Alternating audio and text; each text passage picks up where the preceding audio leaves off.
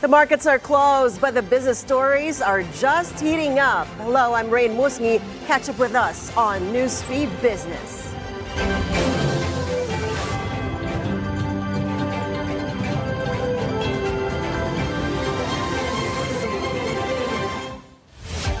A top World Economic Forum official is calling for global cooperation to maximize the benefits of new technologies while managing the risks that come with them. Mirek Dusek, WEF Managing Director, says the organization is monitoring two major forces that will shape the future of the global economy. We're tracking two big forces that we believe are changing the world economy. On one hand, we are living through quite a unique time in terms of technological advancement and innovation.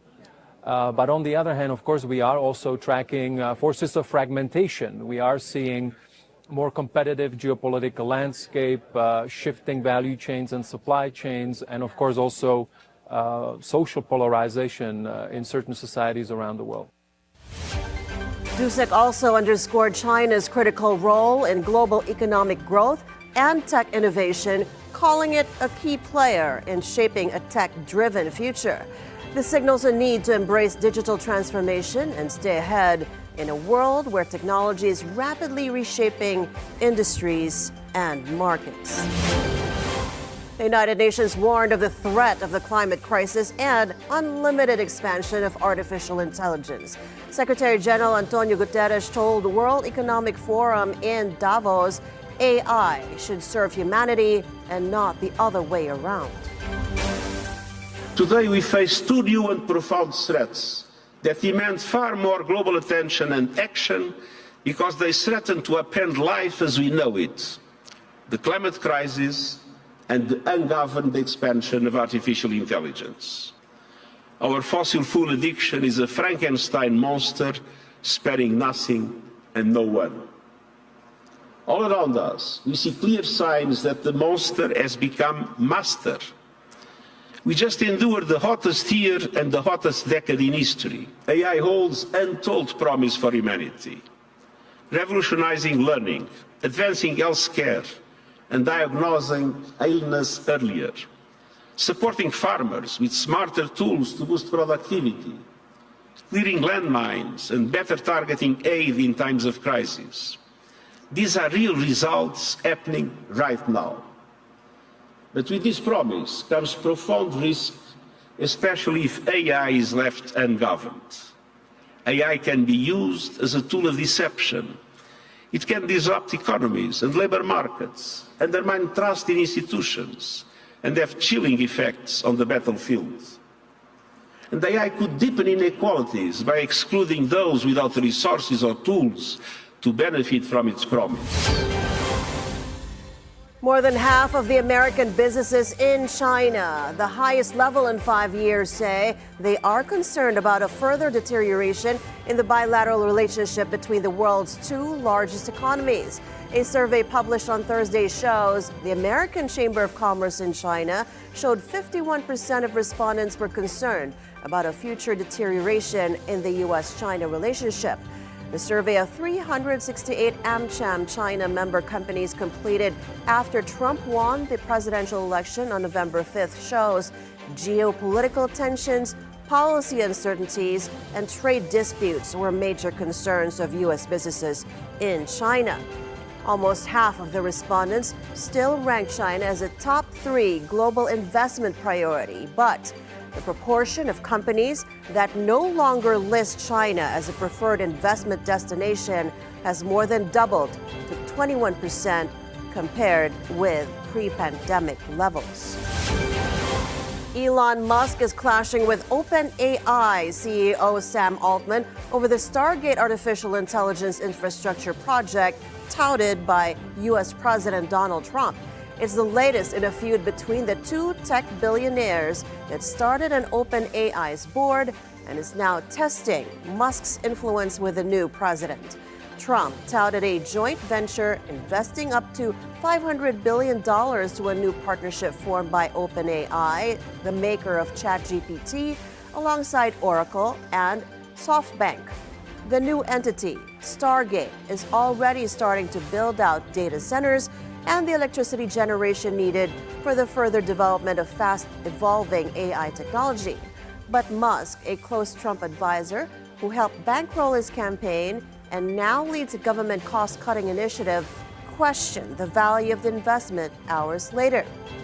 Altman responded Wednesday saying Musk is wrong and inviting him to come visit the first site in Texas that is already under construction.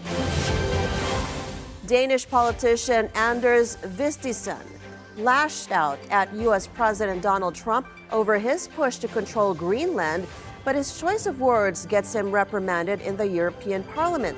During a session in Strasbourg on Tuesday, Vistisen criticized Trump's ongoing interest in making Greenland an autonomous Danish territory, a part of the U.S. since his re-election in November. But his comments are cut short after he uses profane language.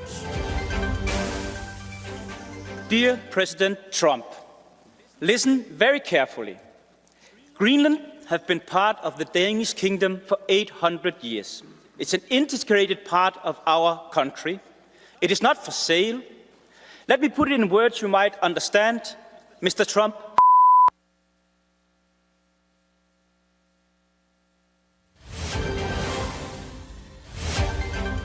Diversity, equity, and inclusion, or DEI, advocates are reacting after U.S. President Trump escalated his campaign against diversity programs on Tuesday. On his first day in office, Trump issued a series of executive orders to end DEI programs, which attempt to promote opportunities for women, ethnic minorities, LGBTQ people, and other traditionally underrepresented groups. He pressed the private sector to join the initiative and told government employees in offices administering such programs that they would be placed on paid leave. DEI advocates argue such programs are necessary to address long-standing inequities and structural racism. Trump and his supporters say DEI programs end up unfairly discriminating against other Americans and weaken the importance of candidates' merit in job hiring or promotion. This week, I will also end the government policy of trying to socially engineer race and gender into every aspect of public and private life.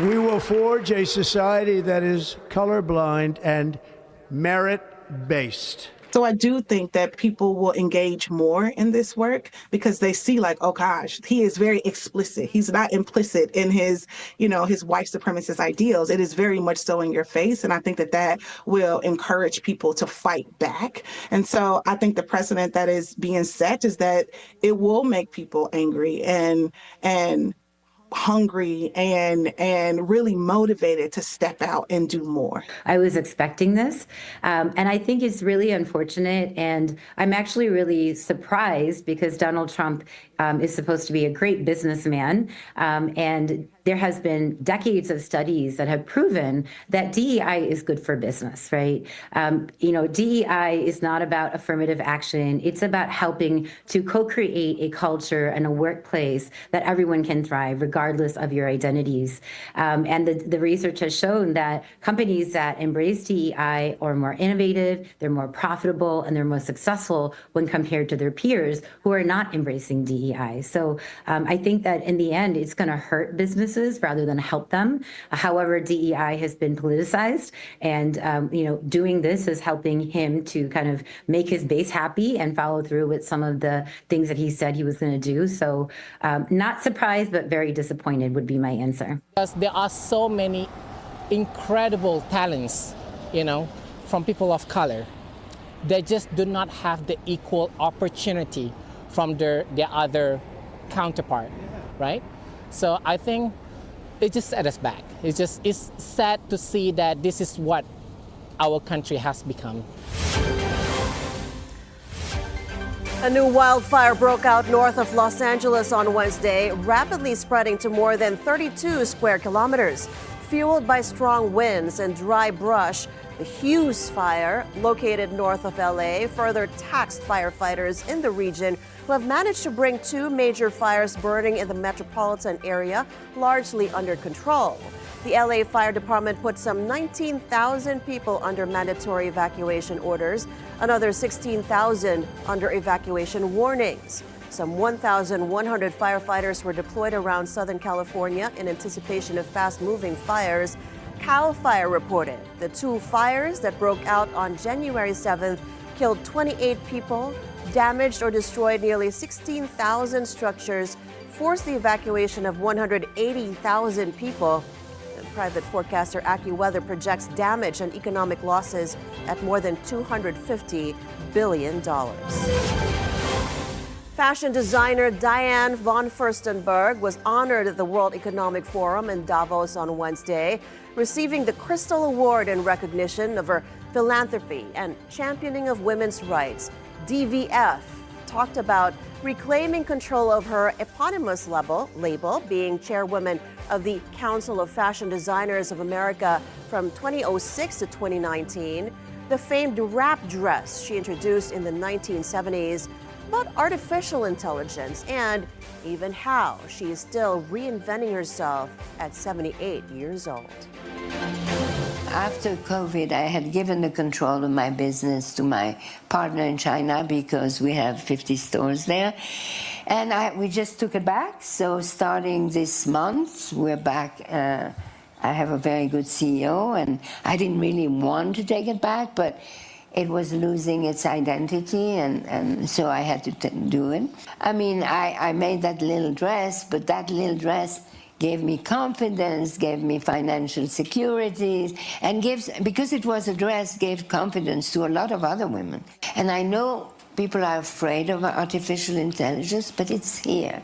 And I personally GPT has become one of my very best friends because I realized that it's not about just asking questions, but you can debate with it, and the more she knows about, I say obviously for me she's a girl, and she knows, and you can debate, and you can talk about philosophy, and so it's a whole other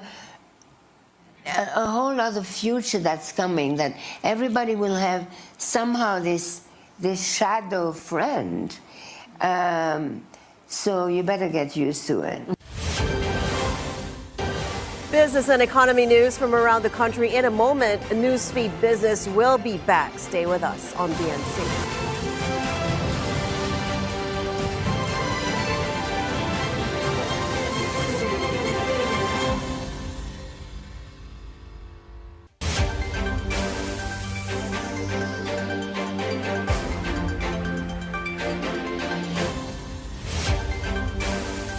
Welcome back to Newsfeed Business. New U.S. Secretary of State Marco Rubio affirms America's ironclad commitments to the Philippines under the Mutual Defense Treaty. Rubio made the remark in a phone call with Foreign Affairs Secretary Enrique Manalo. The U.S. State Department says Rubio discussed China's dangerous and destabilizing actions in the South China Sea. Rubio stressed Beijing's behavior undermines regional peace and stability and is inconsistent with international law. Just last week, the Philippines and the U.S. carried out their fifth joint maritime exercises in the South China Sea since launching the drills in 2023.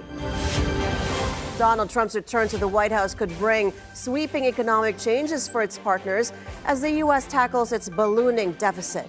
Former Finance Secretary Margarito Teves believes Trump's economic strategy will focus on boosting American revenues at the expense of global trade partners. As the U.S. navigates its deficit, Teves calls on Philippine leaders to prioritize policies that safeguard trade and investment partnerships. Yes, you know why? Because the U.S. is one of the countries that has the largest debt to GDP ratio. Now, more than 100%. We already complain with our debt to GDP ratio of 60%. No. And we know that debt has a large contributor to inflation, or large contribution to inflation, and also to the exchange rate. So I think like a family, we should try to live within our means, but that's not possible because the government really has to invest and therefore has to borrow money. The Philippine gross domestic product, or GDP growth, is expected to miss government's target for 2025 and next year. This is the projection of DBS Bank in its ASEAN 6 2025 outlook. DBS says that the Philippine GDP may grow by 5.8% in 2025 and 5.6% in 2026. This is lower than the government's 6 to 8% target for both years. DBS explains that this is due to easing inflation, which will provide relief to household purchasing, and rice tariffs cut that will lower its prices. To further solidify the country's position as a prime investment destination, the BOI is set to launch the 2025 to 2028 Strategic Investment Promotion Plan. For more on this, our reporter Sujin Kim joins us on the line for more details. Sujin, go ahead. Sujin? All right, we seem to have lost her. We'll try to get her back in a moment. Meanwhile, President Bongbong Marcos wants more incentives for the semiconductor industry, a move that could strengthen the country's position in the global tech supply chain. Latest data from the Philippine Statistics Authority shows semiconductor exports dropped 33.1% to $1.91 billion in November as global demand slowed. During a meeting with the Private Sector Advisory Council, education and job sector groups, Marcos emphasized that semiconductors make up a huge portion of the country's exports and support thousands of jobs. This push for incentives could attract more foreign investments, keep the sector competitive, and create new opportunities for manufacturers and suppliers. The Philippine renewable energy adoption now stands at nearly 30%. This is according to Energy Undersecretary Sharon Garin in an interview with Bilyonaryo News Channel's Weather HQ. This is still lower than the government's target of 35% by 2030. Garin says that coal is still the top energy source of the Philippines at more than 40%. The first action that our secretary did when he first sat as Secretary of the Department of Energy was to liberalize renewable energy, which means that on renewable energy, a foreigner can invest 100% in such projects, except for probably hydro. Health advocates and various groups are sounding the alarm over a proposal in the House of Representatives to suspend the annual tax hike on tobacco products, warning it could deal a major blow to public health efforts. They stress that one Filipino dies every 6 minutes due to smoking, making tobacco taxes a crucial tool in discouraging use. Agatha Gregorio has that story. Some groups and senators were alarmed over the increase in smoking prevalence in the country these past few years. And so some health experts and advocacy groups recommend raising taxes. Further increase in taxation of sin products that include standard tobacco products and electronic smoking devices. Effective taxation has been shown to effectively reduce tobacco use. Furthermore, we recommend to make taxes on electronic smoking devices unitary and increases to rates equal to tobacco products, since electronic smoking devices is equally harmful as smoking tobacco products. According to data from the DOST Food and Nutrition Research Institute, smoking status of adults 20 years old and up were on a downward trend from 2003 until 2021. But it went up to 23% in 2023 from 18% in 2021. Senator Win Gatchalian says among his recommendations is the increase of taxes on heated tobacco products and e-cigarettes. But over at the House of Representatives, a bill was filed to suspend the annual increase of 5% for taxes on tobacco and vapor products. there are proposals from the lower house that use the data on illicit trade to justify actually calling for a decrease in the tax rates on cigarettes. We found that, in fact, if we decrease tobacco taxes, it will result in higher consumption of cigarettes as well as greater profit and greater revenue for the tobacco industry. But on the other side, in the next slide, we found that it will lose the government foregone revenue worth 27.5 billion pesos. The Southeast Asia Tobacco Control Alliance cited numbers from the World Customs Organization. They say around 70% of the global illicit tobacco market is from companies themselves who sell products in the black market. It would therefore not be a surprise if tobacco companies were driving illicit trade in the Philippines. Many of us still remember, as mentioned earlier, that in 2018, Mighty Corporation paid the government 30 billion pesos to settle its case of tax evasion.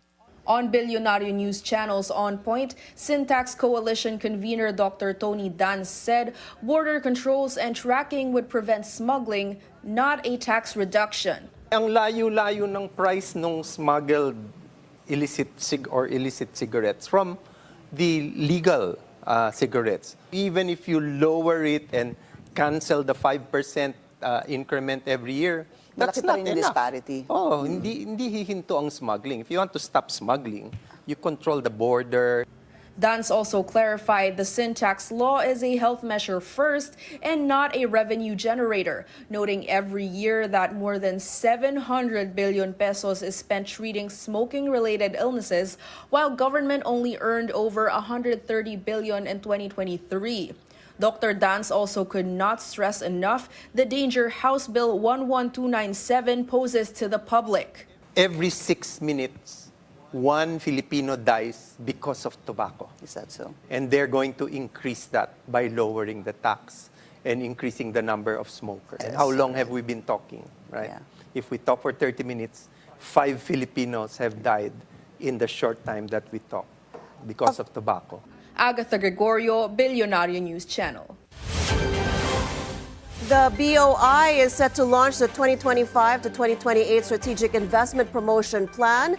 Our reporter Sujin Kim joins us on the line for those details. Go ahead, Sujin. Yes, Raine, the Philippine government is ramping up efforts to attract more foreign investments after the Board of Investments recorded an unprecedented 1.62 trillion pesos worth of investments in 2024. To further solidify the country's position as a prime investment destination, the BOI is set to launch the 2025 to 2028 Strategic Investment Promotion Plan, or SIPP, aimed at aligning with key reforms and economic policies. Currently, the Philippines enjoys free trade agreements with Norway, Switzerland, Iceland, and Liechtenstein, granting duty-free market access and lower trade barriers.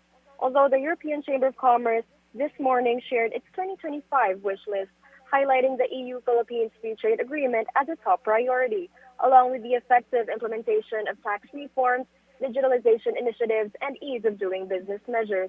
As the Philippine government intensifies its efforts to attract investments, all eyes are on upcoming trade talks, with officials optimistic that the country's economic reforms will lead to stronger foreign ties and a more robust business environment. And those are latest updates from here in Makati City. Back to you, Raine. Thank you so much for that report, Sujin Kim. The Philippine shares closing in positive territory for the second straight day. That's after China rolled out measures to boost its lagging stock markets. The PSE index was up by almost 0.5% to close at 63.78, finishing as the fifth best performer in Asia.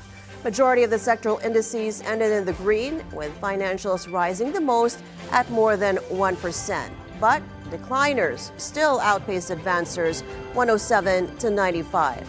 Total value turnover stood at 4.1 billion pesos. The day's most active stocks, meanwhile, ended mixed. BDO Unibank had the biggest gain, rising almost 4%, while Synergy and Development, or rather Synergy Grid and Development, declined the most, falling almost 10%. Also on Thursday, the peso currently trading at 58.58 after the Philippines starts to offer its first global bond for 2025.